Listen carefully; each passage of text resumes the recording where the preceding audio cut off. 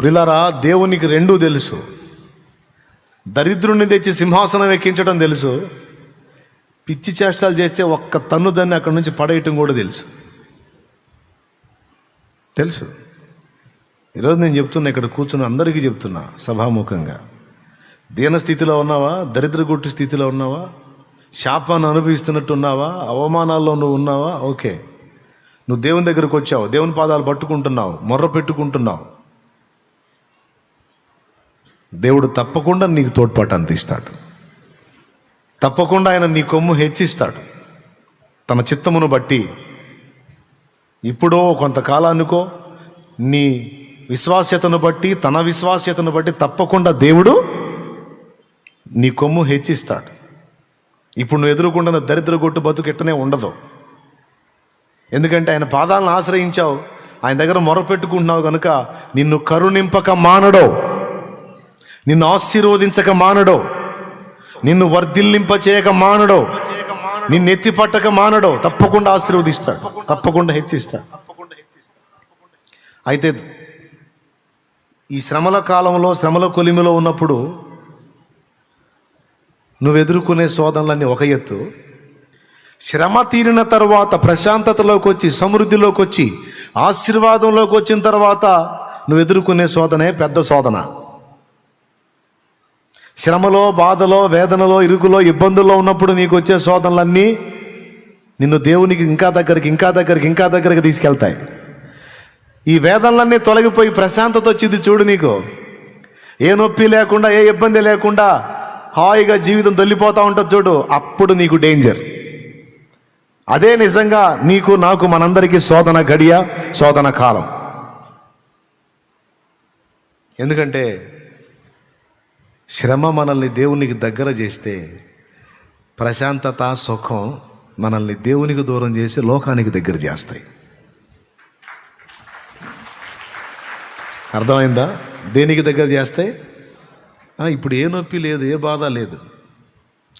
శ్రమలో ఉన్నప్పుడు మన ప్రార్థనా జీవితం కానీ, పరిశుద్ధ జీవితం కానీ, దేవుని భయం కానీ, మోకాళ్ళ అనుభవం కానీ, దేవుని సన్నిధికి కాచుకోవటం కానీ, రాత్రి మగళ్ళు గోజాడటం కానీ, శ్రమలో ఉన్నప్పుడు సమృద్ధిగా ఉంటాయి ఇవి.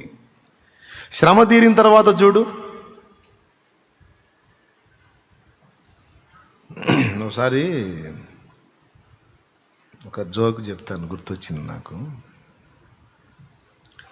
దైవజనుడి దగ్గరికి, నాకు తెలిసిన పెద్ద ఆయన ఒక ఆయన ఉన్నాడులే, ఆయన దగ్గరికి ఒక గుండోడు వచ్చాడంట. గుండోడు అంటే జుట్టు ఉంది, గుండు కొట్టించుకొని వచ్చాడు. గుండు కొట్టించుకొని వస్తే, ఎవరు బాబు ఏందంటే, అన్నా నీతోనే ఉండాలనుకుంటున్నాను అన్నా, జీవితంలో ఎంత చేసినా ఏం చేసినా అంతా మాయే కదన్నా, కొంతసేపు కనపడి అంతలో మాయమైపోయి ఆవిర్లాంటి బతుకులే కదన్నా మన బతుకులు, కాబట్టి ఇక నా జీవితం దేవునికి అంకితం చేద్దాం అనుకుంటున్నాను అన్న, ఇక నువ్వు ఎటు పోతే అటు రావాలనుకుంటున్నాను, నీకు పొద్దుగూకులు ఇక దేవుడి సేవే చేయాలనుకుంటున్నాను అన్న అన్నాడు. అంటే ఆయన అన్నాడు, నిజంగానే ఈ మాటలన్నీ అంటున్నావు అంటే, నిజంగానే అంటున్నాను అన్న. సరే ఉండు, నాకు ఉన్నదే నీకు కూడా పెడతాను, తిని సేవ చేద్దాం, సరే నువ్వు ఆశించావు కదా అంతే చేద్దామని పాప ఆయన ఇటు పోతాడు తీసుకెళ్ళేవాడంట. ఇవి పోయాడు, ఎక్కడన్నా సేవ చేసి అలిసిపోయి ఒక పూట పండుకున్నాడు అనుకో, వస్తాడంట, అన్నా నవ్వు ఏది పండుకున్నా? దైవజనుడు పండుకోవచ్చా? దైవజనుడు పండుకుంటే ఆత్మల సంగతి ఏందన్నా? నశించిపోతున్న ఆత్మల సంగతి ఏంది? మనం పండుకోవచ్చా? పని చేయకుండా భోజనం చేయొచ్చా? లే పదవలే అని లేపేవాడంట. మరి దైవజనుడికి అవమానం కదా. ఇదేందిరా, విశ్వాసం వచ్చి నాకు చెబుతున్నాడు, విశ్వాసి నిద్రమొహం వేసుకొని నిద్రపోతుంటే నేను లేపాలి. విశ్వాసి ఏం చేస్తుంటే నిద్రమొహం వేసుకొని నిద్రపోతుంటే విశ్వాసి నేనేం చేయాలి? స్తోత్రం చెప్పండి మీరు. నేను నిద్ర లేపాలి. విశ్వాసి బాధ్యత రాహిత్యంగా ఉంటే, జీవితం దాని విలువలు తెలిసిన నేను వాడికి చెప్పి వాడిని ప్రేరేపించి ప్రోత్సహించాలి సేవకి. అట్లాంటి వీడొచ్చి నాకు చెబుతున్నాడు, చీచి వీడి చేత చెప్పించుకుంటాను ఏంటి నేనని. పాపం తెంపు లేకుండా ఖాళీ లేకుండా తిరుగుతున్నాడంట సేవకి, వీడి పక్కన ఉన్నంతసేపు. ఎందుకంటే మళ్ళీ వీడి పక్కన ఉన్నప్పుడు ఆయన ఒక దగ్గర ఉండి ఒక పూట రెస్ట్ తీసుకున్నట్టు వీడు చెబుతాడు మళ్ళీ వచ్చి, అన్నో ఏంది నువ్వు ఖాళీగా ఉన్నావు అంటాడుగా. వీడి చేత నేను ఈ మాట ఎందుకు అనిపించుకోవాల్సి అని ఆయన పాపం రాత్రింబగళ్ళు తెంపు లేకుండా పొద్దున ఒక్కోటం, సాయంత్రం ఒక్కోటం, మధ్యాహ్నం ఒక్కోటం నడు తిరిగాడంట వీడి దెబ్బకి. స్తోత్రం చెప్పండి. పక్కన వాళ్ళు ఒకసారి చూడండి, చేతులు కలపండి, బాగున్నారా అని. కరోనా భయం ఏం లేదుగా. వీడి దెబ్బకి రెస్ట్ లేకుండా తిరుగుతున్నాడు ఆయన. ఈ పక్కన ఉంటా ఒకరోజు సడన్గా మాయమైపోయాడు. వీడి కనపట్టల్లా. ఎవరు? గుండోడు కనపట్టల్లా, మాయమైపోయాడు. అయ్యా బాబు ఎవరన్నా గుండు చేసుకున్నాడు తిట్టవాకండి, మిమ్మల్ని ఉద్దేశించి కాదు. వాడు కనపట్ల. ఏందిరా వీడు భక్తుడు కనపట్టలేదు, గుండోడు నన్ను అసలు కూర్చొని లేదు, నిలబడి లేదు, ఆత్మలు అన్నాడు, నశించిపోతాని అన్నాడు, భారం అన్నాడు, జీవితం ఇక దేవుడికి అంకితం అన్నాడు, అన్నీ చెప్పి వీడేంద్ర అడ్రస్ దొరకలేదు అనుకొని కొద్ది రోజులు చూశాడు. వాడు కనపడలా. మరి కొంతకాలం తర్వాత ఒక ప్రాంతానికి వెళ్తే అక్కడ సెంటర్లో కూర్చొని గుండోడు బీడి తాగుతున్నాడంట. బీడి తాగుతున్నాడంట. ఈయన బిత్తరపోయి ఆ గుండెనా ఈ గుండెని చూశాడు. ఆ గుండె దగ్గరికి పోయంట. బాయ్ దగ్గరికి పోయి చూశాడు. అన్నా వందనాలన్నా అన్నాడంట బీడి అక్కడ పడేసి. ఏందిరా నువ్వు చేస్తుంది? అన్నా ఈ జీవితం యేసు ప్రభుకి అంకితం అని వస్తేవి. అరే నన్ను కూర్చొనిపోతివి, నిలబడిపోతివి, అన్న ఆత్మలు నశించిపోతున్నాయి, నువ్వెట్ట నిద్రపోతావు, నువ్వెట్లా కూర్చుంటావు, నువ్వెట్లా ఊరుకుంటావు అని నన్ను తెంపు లేకుండా తరిమితివి. ఒక దగ్గర ఉన్నిచ్చావంటారు నన్ను, ఒక ఊర్లో ఒక చోట నిద్ర చేయనిచ్చావా నన్ను? ఏందిరా నువ్వు చేస్తుంది అన్నాడంట. అదే అప్పుడు ఒక వ్యవహారం మీద వచ్చాలి అన్న అన్నాడంట. ఒక వ్యవహారం మీద వచ్చాలి అన్న అన్నాడంట. ఏందిరా వ్యవహారం అన్నాడు. అప్పుడు మన మీద కేసు పడిందిలే అన్నా. ఏంటిది? కేసు పడింది మన మీద. గుండె ఎందుకు అనుకున్నావు? ఎవడు గుర్తుపట్టకుండా. నీ దగ్గరికి ఎందుకు వచ్చాను అనుకున్నావు? ఇంకెక్కడున్నా నన్ను పట్టుకుంటారు పోలీసు వాళ్ళు. నేనుండే తావులన్నీ తెలుసు, నేనేందో కూడా అందరికీ తెలుసు. కాబట్టి ఎవడు నాకు ఆశ్రయం వీడు, నేను ఉండే చోట్ల పోలీసు వాళ్ళకి తెలుసు కాబట్టి వస్తారు. ఇక నన్ను ఎరగనోడివి నువ్వే. నేను నీ దగ్గర ఉంటే పోలీసు వాళ్ళు కూడా పట్టుకుంది రహస్యమైన స్థలం ఇదే. కాబట్టి నీ దగ్గరికి వచ్చా, నమ్మబలికా. పాపం నువ్వు కూడా నమ్మావు. అది సరేనా, మరి నన్నెందుకు మరి అన్ని మాటలు దేవుని వాక్యంలోని మాటలు మాట్లాడి నన్ను కూర్చొని కూడా నిలబెట్టుకొని చదివావు ఎందుకురా అంటే, ఒక దగ్గరే ఉంటే ఏమో ఆడ కూడా పోలీసు వాళ్ళు వస్తారేమో అనుమానంతో నేను ఒక దగ్గర ఉండకూడదు కదన్నా, అందుకని నిన్ను కూడా తరిమాను. వారిద్దరు మరి కూడా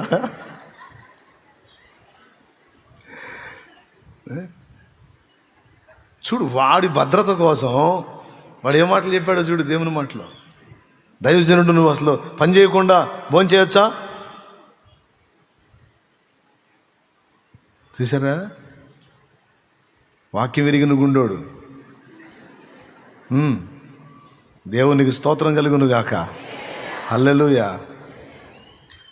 బాధలలో ఉన్నప్పుడు వచ్చాడు వాడు, తలదాచుకున్నాడు, ఆ వాడుకున్నాడు. అయిపోయిన తర్వాత వాడు ఎక్కడ కనపడ్డాడు, ఏ స్థితిలో కనపడ్డాడో చూడండి. కొంతమంది భక్తి ఇలానే ఉంటుంది. శ్రమగా ఉన్నప్పుడు, సమస్యగా ఉన్నప్పుడు, ఇరుకుగా ఉన్నప్పుడు, ఇబ్బందిగా ఉన్నప్పుడు, వేదనలో ఉన్నప్పుడు, రోదంలో ఉన్నప్పుడు దేవునికి సమీపంగా వస్తారు. అన్ని విషయాల్లో దేవునికి విధేయత చూపుతారు.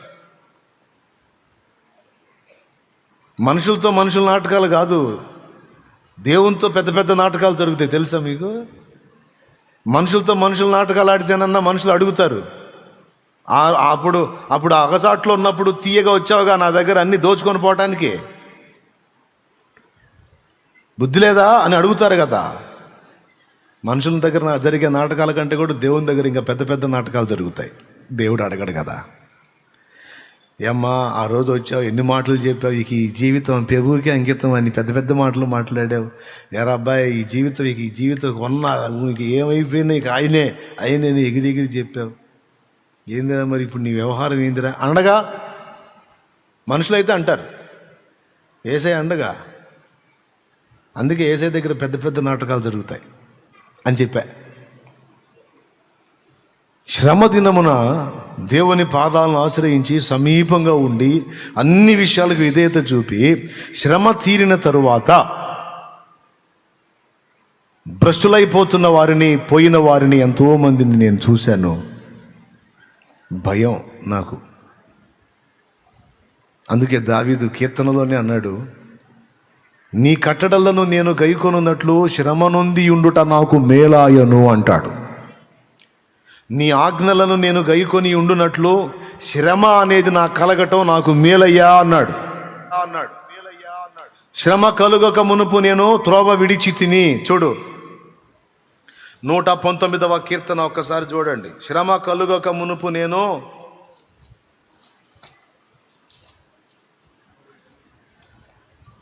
119వ కీర్తన 67 చదువమ్మా. శ్రమ కలగక మునుపు నేను త్రోవ విడిచి తిని, ఇప్పుడు నీ వాక్యమును అనుసరించి నడుచుకొనుచున్నాను. దేవునికి స్తోత్రం కలుగును గాక. ఎప్పుడు విడిచాడంట? శ్రమ కలుగక మునుపు త్రోవ విడిచాడట. శ్రమ కలిగినప్పుడు త్రోవలోకి వచ్చాడంట. ఇప్పుడు చెప్పండి, శ్రమ మేలా కీడా? ఎప్పుడు బయటపడతాను అంటారు. ఓకే, తప్పకుండా నిన్ను బయట పడేస్తాడు దేవుడు, సందేహమే లేదు. అయితే ఒక్క మాట, శ్రమలో ఉన్నప్పుడు నువ్వు ఉన్న దీనత్వము, తగ్గింపు, పరిశుద్ధత, ప్రార్థన, దేవునికి చూపే విధేయత, ఇవన్నీ శ్రమ తీరిన తర్వాత ఉంటాయా? గ్యారెంటీ ఉందా? ఉంటే చెప్పు. డౌట్ లేదన్నా, ఇంకా ఎక్కువ చేస్తానన్నా. కొంతమంది బాధతో చెబుతారు, అసలు ఈ బంధకాలు ఉన్నాయి కానన్నా, అసలు ఈ బంధకాలు కూడా లేకపోతే అసలు ఇక పొద్దుస్తమాను ఇక అదే పనిలో ఉంటానన్నా అంటారు. నిజంగానే బంధకాలు దేవుడు తీసేస్తే కనపడేది కూడా కనపడకుండా తిరుగుతుంటారు. ఇక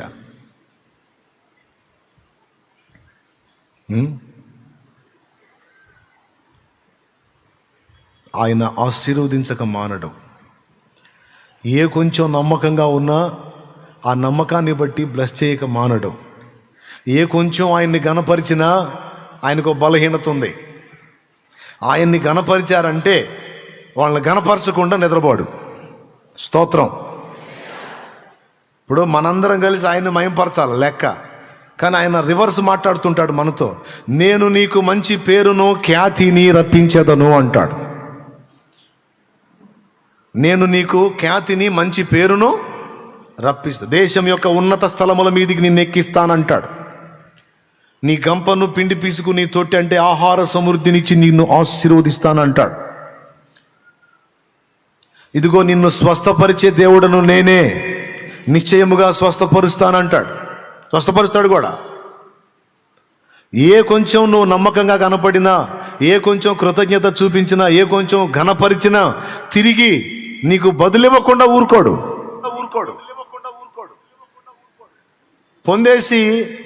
పొందేసి అలా వదిలేసేవాడు కాదు ఆయన. అది వచ్చింది సమస్య.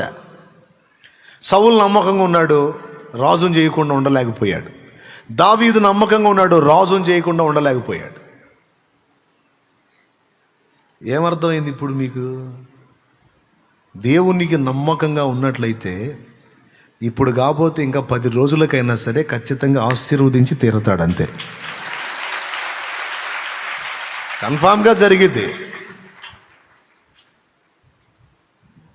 ఇందులో పక్షపాతం ఏమి లేదు. మళ్ళా తన ఎడల భయభక్తులు నిలిపి, తనకు విధేయత చూపి, తనను ప్రేమించే వారందరినీ కూడా ఆయన ఆస్తికర్తలుగా చేస్తాడు నిశ్చయంగా. అబ్రహామును అన్ని విషయాలు ఆశీర్వదించను అని ఉంది. అన్ని విషయాలంటే స్పిరిచువల్గాను, సంతానపరంగాను, భౌతికంగా కూడా. ఉండటానికి, తినటానికి సమృద్ధినిచ్చాడు, దాసదాసి జనాంగం ఇచ్చాడు, ఇంట పుట్టి అలవర్చబడిన వాళ్ళే 318 మంది యోధులు ఉన్నారు. అంటే ఒక మినీ సైన్యాన్ని రన్ చేస్తున్నాడు ఆయన. ఒక రాజుకు తగినంత ఐశ్వర్యవంతునిగా హేతుకుమారులు ఏం మాట్లాడారు? మా మధ్యన నీవు మహారాజువై ఉన్నావు అన్నారు అబ్రహాముని. నేనంత ఆత్మ సంబంధంగా దీవించేవాడినే కానీ ఇగో ఆ శరీర సంబంధంగా నేనేం చేయను అనలా. ఆత్మ సంబంధంగా దీవించాడు, శరీర సంబంధంగా కావలసినవి కూడా ఇచ్చాడా? ఇలేదా? ఖచ్చితంగా ఇస్తాడు. మళ్ళీ చెప్తున్నా, అందరికీ ఒక్కసారి చెప్తున్నా, సోదరి సోదరులారా, లైవ్లో ఉన్న వాళ్ళకి కూడా చెప్తున్నా, నువ్వు ఎన్ని రకాల ఇరకాటాల్లో, ఎంత ప్రెజర్లో, ఎంత ఒత్తిడిలో, ఎంత వేదనలో ఉన్నావు, వాటన్నిటి నుంచి నిశ్చయముగా దేవుడు విడిపిస్తాడు. నిన్ను ఆశీర్వదించేది ఖాయం. నీ తలనెత్తేది ఖాయం. ఈరోజు నీకే లేక పుట్టుకు లాటరీ కొడుతున్న స్థితిలో నువ్వు ఉండొచ్చు. నీ చేత 10 మందికి హెల్ప్ చేపిస్తాడు ఆయన. నువ్వు 10 మందికి పెట్టగలిగే స్తోమత నీ చేతికి ఇస్తాడు ఆయన.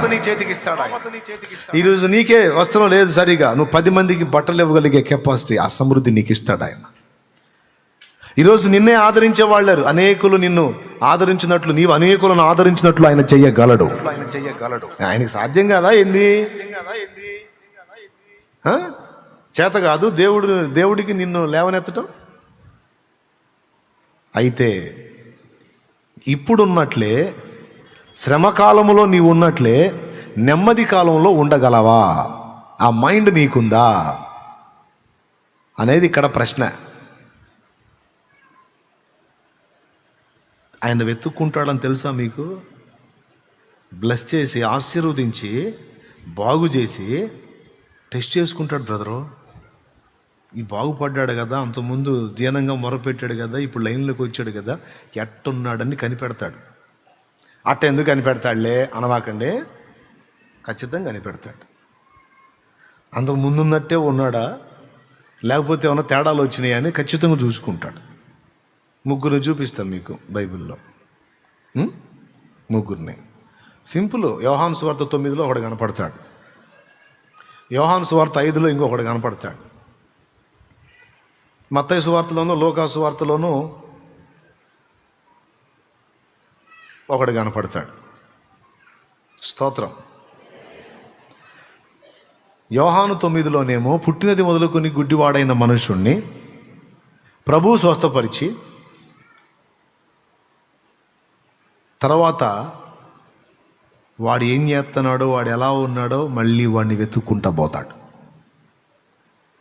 యోహాను సువార్త 9లో పుట్టినది మొదలుకొని గుడ్డివాడండి, ఉమ్ము ఊసి బురద చేసి ఆ బురదను వాడి కళ్ళకి రాసి సిలోయమను కోనేట్లోకి వెళ్ళి కళ్ళు కడుక్కో, చూపు పొందుతామని పంపిస్తాడు. చూపు వచ్చింది. చూపు వచ్చినందుకు గాను ఊరోళ్ళు మనోడిని నిలబెట్టి పంచాయతీ పెడతారు. పంచాయతీ ఎందుకంటే చూపు వచ్చినందుకు కాదు, ఆ చూపు యేసు ప్రభు ఇచ్చాడు అన్నందుకు. పంచాయతీ మీటింగ్ పెడతారు. పెట్టంటారు, ఆయన ఏదో ఉమ్మూసాడు, బురద చేశాడు, ఆ బురద కళ్ళకు రాశాడు, నాకు చూపు వచ్చిందని అన్నీ చెప్పవాకు. దేవుడు నన్ను స్వస్థపరిచాడని చెప్పు, దేవుణ్ణి మయంపరచు, యేసును కాదు. యేసును గురించి నువ్వు సాక్ష్యం ఇవ్వద్దు అంటారు ఆ ఊర్లో వాళ్ళు. అయ్యా దేవుడే, బాగు చేసినోడు దేవుడే, ఇదిగో నన్ను ముట్టినవాడు యేసు దేవుడే, ప్రభువే. దైవశక్తి ఆయనలో లేకుండా ఆయన ఉమ్మికి గుడ్డివాడి కళ్ళు తెరవగలిగే శక్తి ఎక్కడి నుంచి వచ్చింది? కాబట్టి ఆయన దేవుడే, ప్రభువే, నా కళ్ళు ఇచ్చినటువంటి సృష్టికర్తే అని వీడంటే తలా ఒక మాటని వాడిని నానా బీభత్సం చేసి చివరికి ఊళ్ళో నుంచి వెలేస్తారు. మేలు పొంది నాకు సాక్షిగా ఉన్నాడా,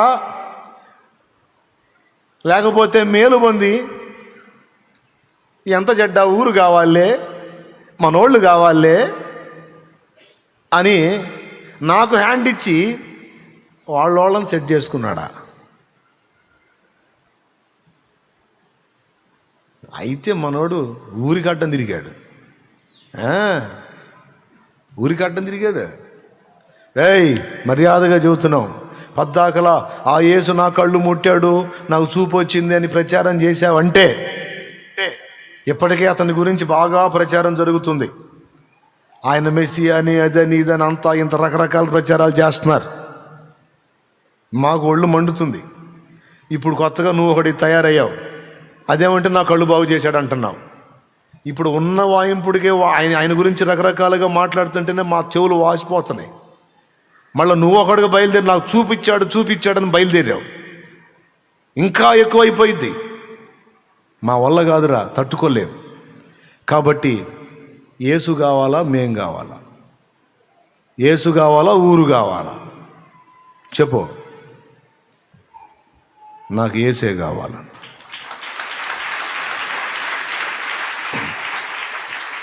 కళ్ళు లేక తడవలాడుతూ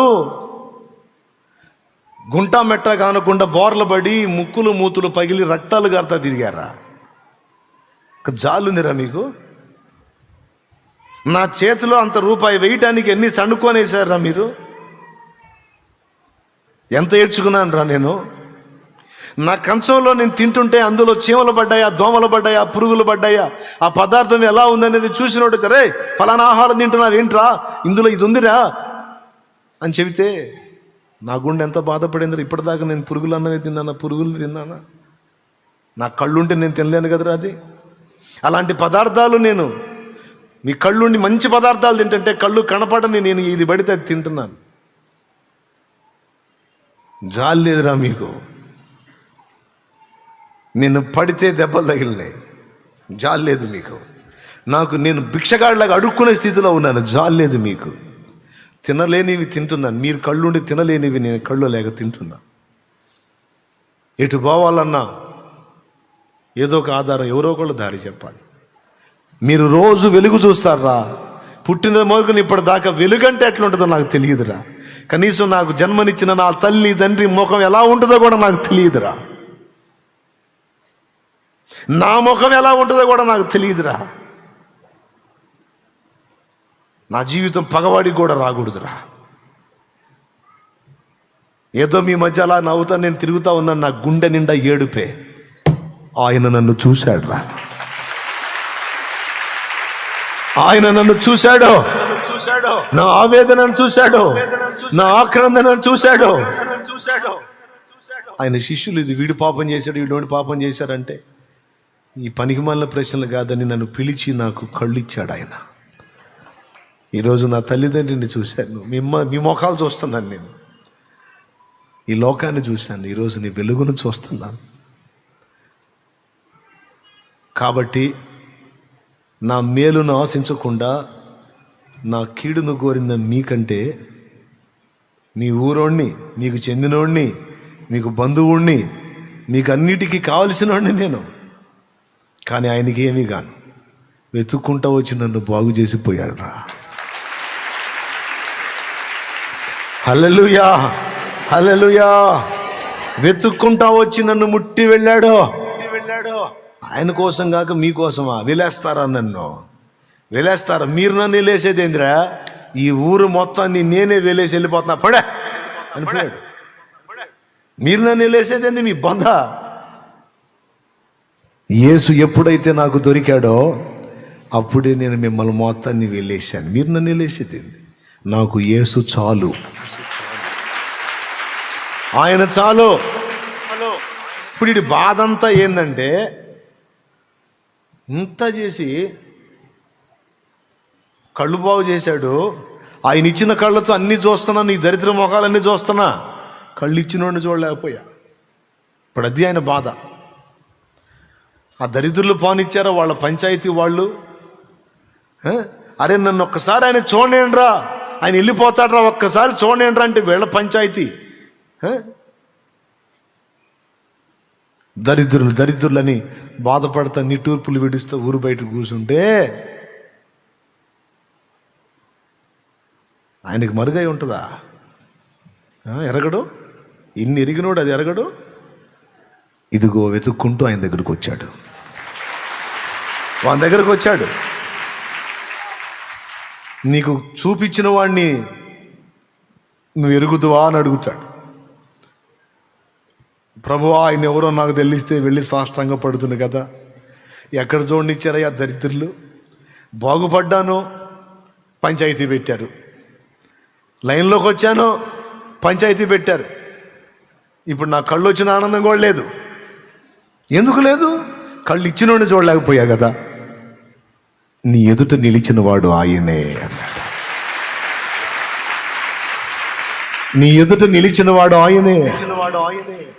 నీకెవరు చూపించారో ఆయనే ఇప్పుడు నీ ముందు నిలబడ్డాడంటే ఆ మాంసం వెళ్ళి ఆయన పాదాల మీద పడి ఏడుస్తాడు.